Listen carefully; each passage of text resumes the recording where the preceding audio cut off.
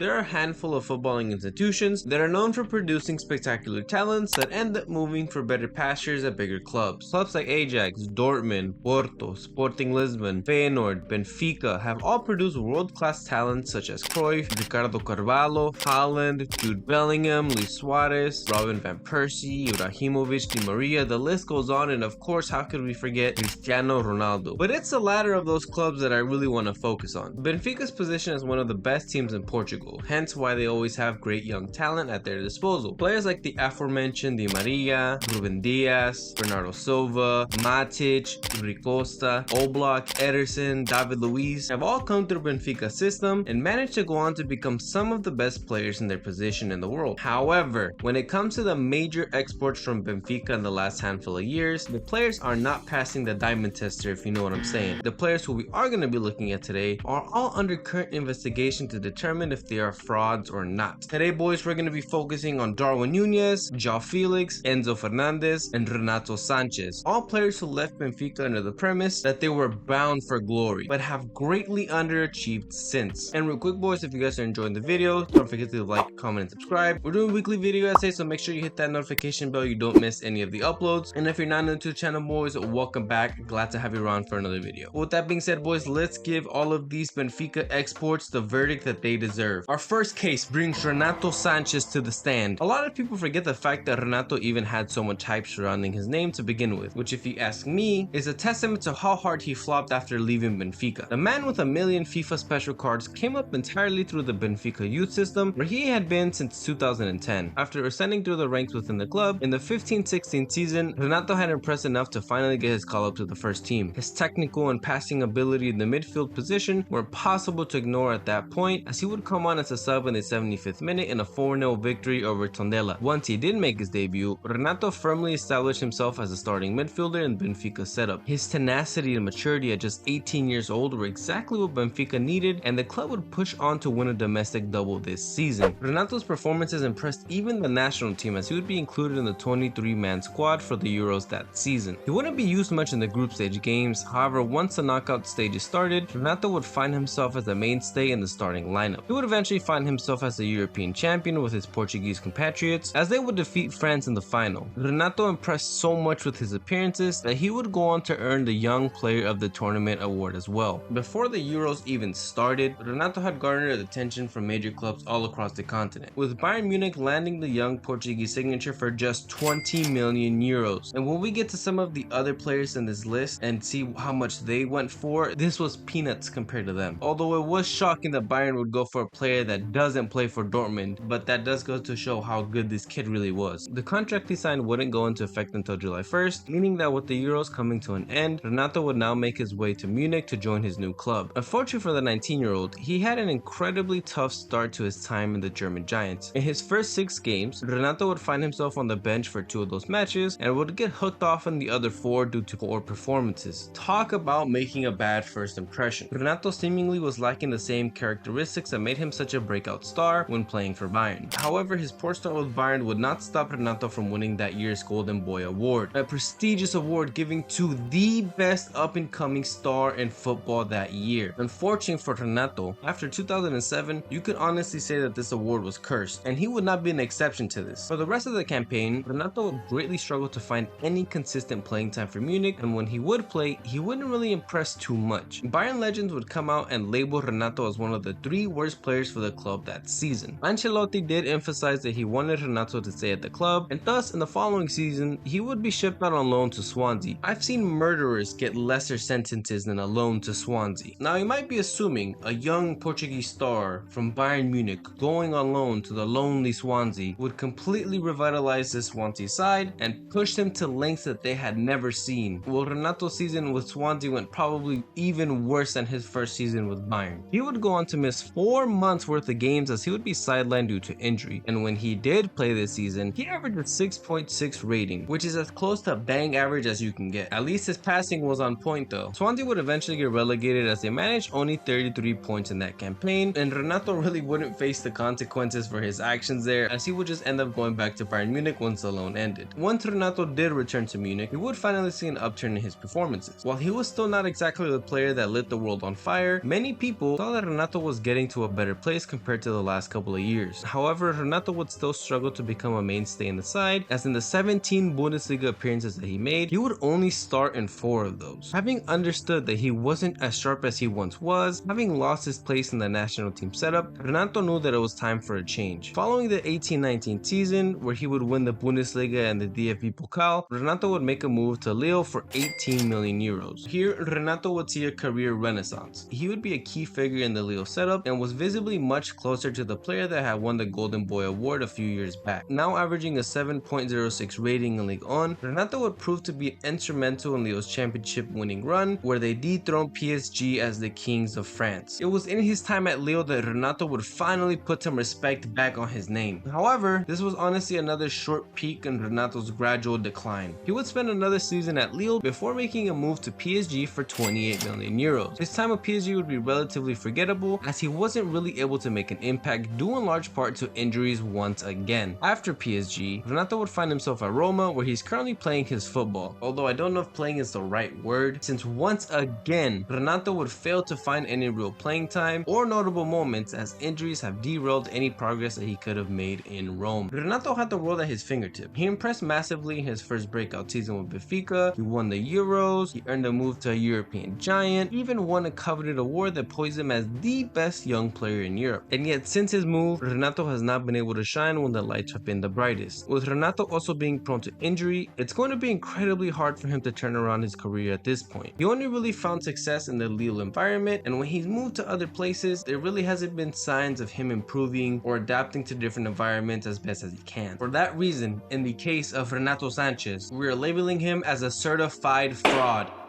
For our next case, we're going to look at someone who we already discussed on this channel before, our favorite Premier League flop, Enzo Fernandez. Similarly to Ramos, Enzo was snatched up from Benfica, having only been able to make an impact on the team for a short time. In fact, by the time Enzo left the club, he had only 29 appearances under his belt. But what drew many clubs around the world to want to sign Enzo was his 2022 World Cup campaign. This is where Enzo would truly burst onto the scene, as his introduction to the Argentinian setup completely changed everything. His energy, ability to control tempo of games, technical ability, and incisive passing allowed Argentina to remain competitive throughout the competition. When all was said and done at the World Cup, Enzo would be departing the tournament as not only a champion, but also the recipient of the Young Player of the Tournament award. Many praised Enzo Fernandez for his ability to make an impact on all phases of the pitch, and this quickly made him a hot commodity for the upcoming January transfer window. Ultimately, it would be Chelsea who signed Enzo for a whopping 121 million euros, setting the British transfer record and making Enzo the 5th most expensive transfer of all time.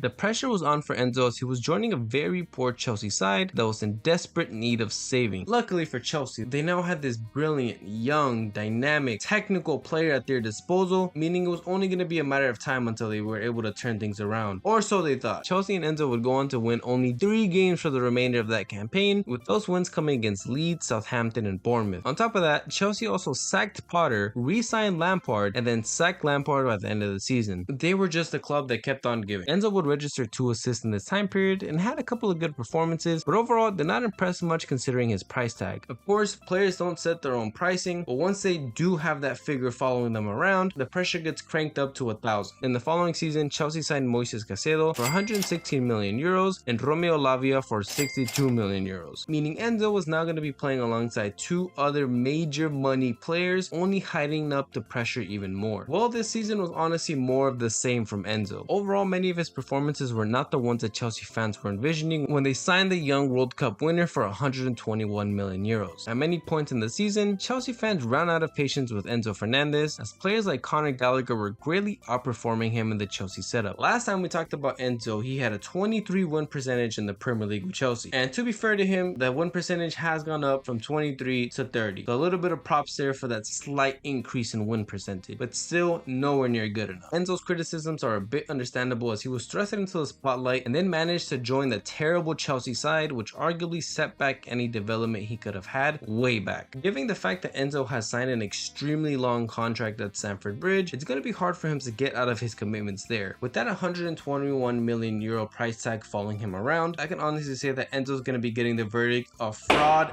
and flop. While a change of environment could potentially save Enzo Fernandez, for the next couple of years, I don't see him getting out of this Chelsea contract, so he's going to have have that big money price tag following him around regardless, meaning for the next couple of seasons he's going to be known as a player that flopped at Chelsea for 121 million euros. Fraud and flop. Next up to the stand, we're calling a young Portuguese attacker who had the world at his fingertips but let it all slip away. João Felix. Felix really shot into the spotlight in the 2018-2019 season, where he would have a great campaign for the Portuguese Giants. Despite missing a handful of games at the beginning of the season, Felix would find his footing and took the footballing world by storm. His fantastic dribbling, rapid pace, and ability to finish while also being able to play either down the middle or either wing instantly made Felix a player that clubs across Europe wanted to bring in. In his breakout season for Benfica, he would ultimately end up as a league champion, would become the youngest player to score a hat-trick in the Europa League, and rank second for goals and assists across Europe's best 7 leagues for teenage players at the time. The ability was there to be seen, and it felt like the sky was really going to be the limit for João. Add to this the fact that this year, João would also win the Golden Boy Award, meaning any club who would sign the young forward had the utmost expectations for what he was supposed to bring to the pitch. However, Felix made arguably the biggest mistake of his career following this season. On July 3rd, 2019, Felix would sign for Atletico Madrid for a staggering 126 million euros, making him the 4th most expensive player of all time, just ahead of our friend Enzo Fernandez. With that price tag, it was going to be impossible for João Felix to hide any bad performances he might have in Madrid. Add to this the fact that he was going to be replacing Atletico star player Antoine Griezmann, who had just departed for Barcelona, and all eyes were going to be on João Felix. But see, for any young attacking player, pretty much 99% of all the big clubs across Europe are good to go. A club that really takes advantage of your attacking talent and builds a system that creates a lot of chances for you to capitalize off of. But that sentence in its own is the antithesis of what Atletico Madrid believes in. Atleti are without a doubt known for Simeone ball, which sees them defending, which they are extremely good at, for pretty much the entire game. The type of player that João Felix is doesn't really mesh well with what Atleti do on the pitch, which had many people questioning this transfer to begin with. As João spent more time with Atleti, the doubters would pretty much be proven right. Season after season, Felix would fail to ever get more than 10 goals in a single campaign. After 2.5 poor seasons with Madrid, João would be shipped off on loan halfway through the 22-23 season, really signifying how bad his time with Atleti had been. And yet, despite his poor track record, Felix was still attracting interest from clubs like Arsenal, Chelsea, and United, who all wanted to sign the young forward on loan. Why Chelsea, who had been struggling so much? Well, money talks in football, and João was coming with a hefty loan fee and high wages, which Arsenal and United could not justify for a 6-month loan. But João finally had the chance to make an impact in a side that wouldn't restrict him to a pragmatic style of play, and with his first Chelsea appearance, João would get a straight red card and miss the next 3 league games. This had people on football Twitter doing the math for how much this 6-month loan was gonna cost Chelsea on a per game basis, and the rest of his time with Chelsea was honestly extremely forgettable. He would go on to only score 4 goals in 20 games for the London side. If anything, this loan spell probably made João Felix's stock drop even further down. After this loan spell, he still wouldn't be considered in Atleti's plans for the upcoming season, but he would be loaned out again, this time to Barcelona. Once again, João really failed to do anything of notice, and actually failed to surpass 10 goals in all competitions again. Additionally, this season, Felix came on as a substitute almost as many times as he started a match. Having now had 2 chances to make the most out of new environments, the future looks pretty bleak for Felix. He's clearly a long way from the player that became the 4th most expensive transfer of all time. As I mentioned with some of the players in this video, the price tag is gonna follow Felix around regardless of what he does or where he is. With João's case, it's also important to note the fact that his Golden Boy Award instantly placed an even heavier pressure on him to perform right off the bat. Unfortunately for João, his future holds incarceration for the fraud charges that he is guilty of. In our final case, we might be looking at the oddest one of them all, Darwin Núñez. Having joined the Portuguese Giants in 2020 from Almeida, he would use this opportunity to develop his skill set and improve himself game per game. Núñez didn't really grab headlines in his first season with Benfica, as he would only muster up 11 goals in all competitions this season. However, he did manage 12 assists, which is still an impressive feat by all means. It would be Núñez's second season in Portugal where things really kicked off. He would prove to be an absolute force to be reckoned with, as it was clear that he was a player that possessed the pace, strength, and finishing ability that could rival many other strikers across the world. He would have a relatively slow World Cup for Uruguay, but that did not stop him from returning to Benfica and putting on an absolute masterclass. By the end of this campaign, Núñez racked racked up 34 goals and 4 assists and 41 appearances across all competitions. With United and Liverpool both coming in for Nunez, it would be the Scousers who ultimately won the bidding war. On June 15th, 2022, Liverpool would announce Nunez signing for a staggering 85 million euros. Then Liverpool would play City in the Community Shield, where Darwin Nunez would go head-to-head with Man City's new signing, Haaland, who Nunez would constantly and unfairly be compared to the entire season. Although to everyone's shock, Nunez would grab a goal as Liverpool would come out 3-1 victors, so things were looking promising for Liverpool. However, Nunez's public perception quickly took a drastic turn as one of his major flaws quickly came to light: his poor technical ability. Nunez would quickly become a player who many thought didn't have the ability to propel Liverpool to the next level due to his poor technical ability and his poor first touch. Add to this the fact that in his second game for Liverpool, Darwin received a straight red and would miss the next 3 games, and Nunez further propelled himself as the dunce of the league. In a way, the doubters would be right, as Nunez only managed to score 15 goals and 4 assists in all competitions with 42 games played. Additionally,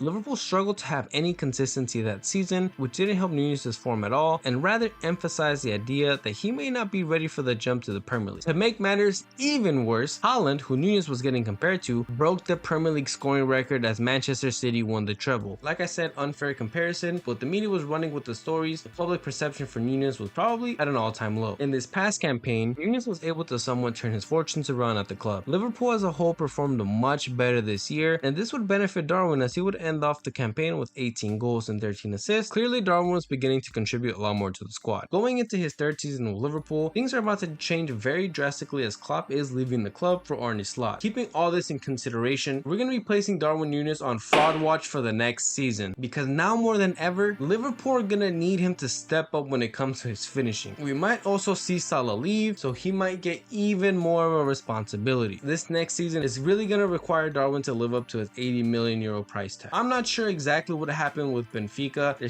clearly still producing some good players. These guys aren't bums at the end of the day. Some of them might become bums in a couple of seasons, but for the time being, they're still pretty promising players, but they're a long ways away from the players in the past that I mentioned earlier in the video. I don't know exactly what's going on, but maybe the FBI needs to investigate Benfica.